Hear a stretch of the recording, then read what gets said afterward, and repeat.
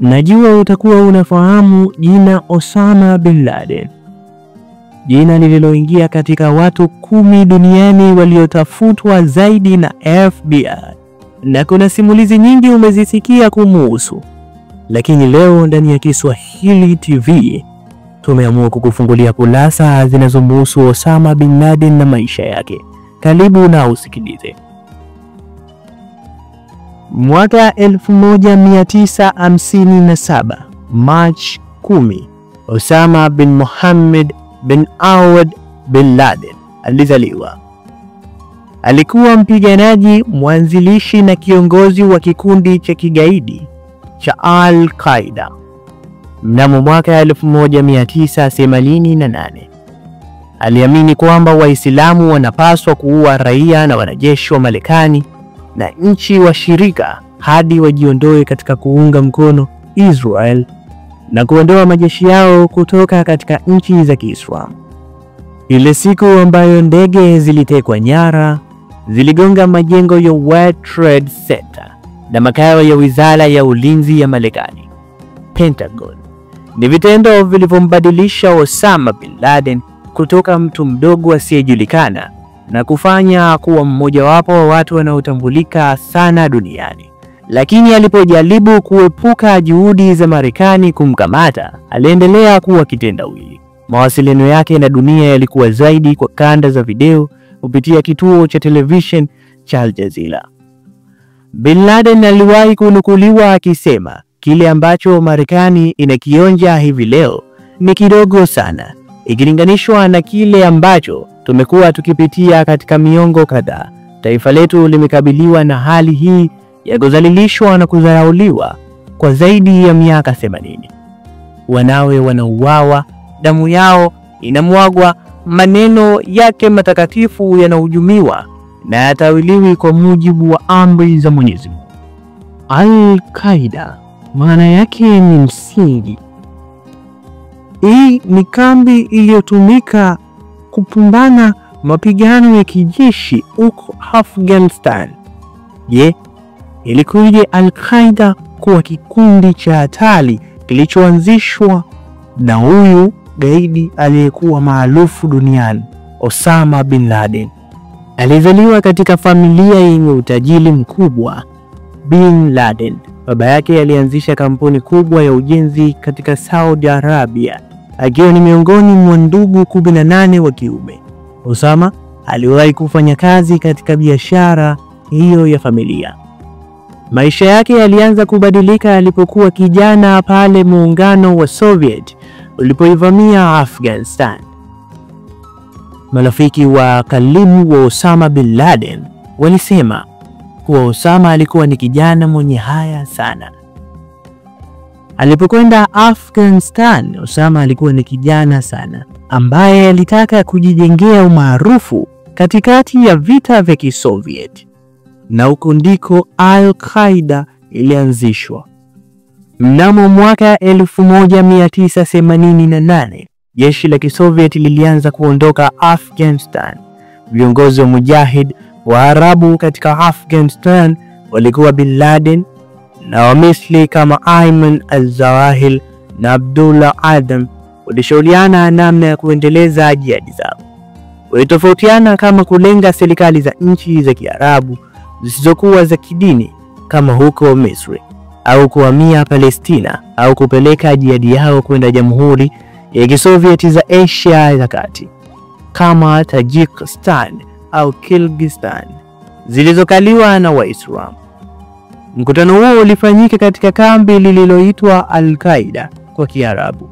Hilo lilikuwa baadaye jina la kikundi lililoongozwa na Bin Laden. Vita hivyo vya Kisoviet vilivyoisha, Osama akafanya maamuzi ya kurejea kwao Saudia. Baada ya kurudi Saudia, aliishi Madina na Jeddah. Akaingia tena katika kampuni ya familia yake na kusimamia miradi ya ujenzi wa barabara. Wengi walimtazama kama shujaa aliyewajibika kwa kiasi kikubwa kufukuza Umoja wa Kisoviet kutoka Afghanistan. Mwaka 1990, serikali ya Saddam Hussein wa Iraq ilivamia Kuwait. Serikali ya Saudi iliogopa mashambulio mengine dhidi ya Saudia, ikakubali kufika kwa wanajeshi wa Marekani nchini. Osama aliona hatua hiyo kama marufuku kwa sababu aliamini Uarabuni ni nchi takatifu kutokana na mahali patakatifu pa Kiislamu pa Maka na Madina.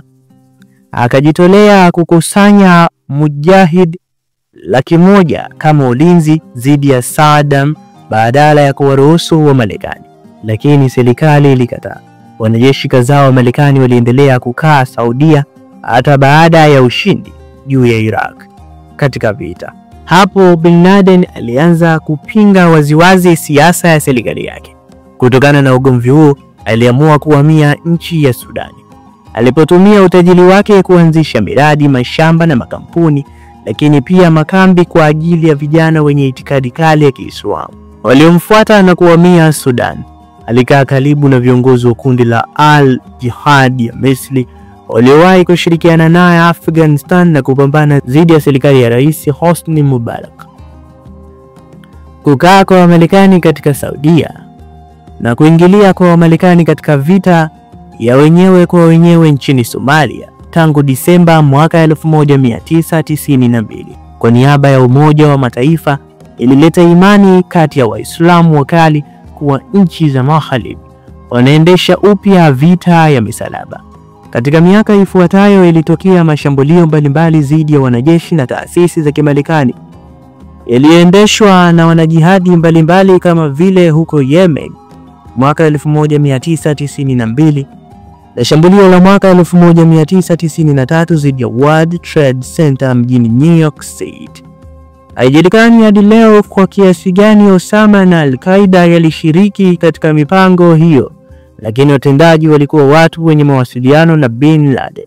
Pia alitoa pesa kwa vita ya harakati ya kijihadi ya Group Islamic Army nchini Algeria na kuhubiri dhidi ya serikali ya Saudia. Hapo Saudia ilifuta uraia wake na kukamata mali yake nchini. Familia ya Bin Laden ilitangaza kwamba walimfukuza katika huko. Mwaka 1995 wanajihadi wa Al-Jihad ya Misri walijaribu kumuua Rais Mubarak wa Misri kwenye mkutano wa Umoja wa Muungano wa Afrika mjini Addis Ababa. Hapo Umoja wa Mataifa ilidai Sudani kuwakabidhi kwa mahakama watendaji waliotoka huko na kutangaza hatua dhidi ya taifa hilo. Jitihada za Marekani kumkamata zilikuwa bila mafanikio. Osama Bin Laden aliendelea kujificha nchini Pakistan, labda kwa msaada wa sehemu ya huduma ya usalama ya kijeshi ya nchi hiyo. Alitoa matangazo mbalimbali kwa njia ya kanda za video zilizosambazwa duniani kwa njia ya internet. Ikumbukwe haya matendo aliyofanya na kuwakasilisha Wamarekani. Mnamo mwaka 1998 aliwahimiza Waislamu wawaue Wamarekani wakiwaona popote pale. Kukafuatiwa mashambulio kadhaa ikiwa ni pamoja na dhidi ya balozi za Marekani katika nchi ya Kenya na Tanzania na manuali ya USS Cole katika mwambao wa Yemen.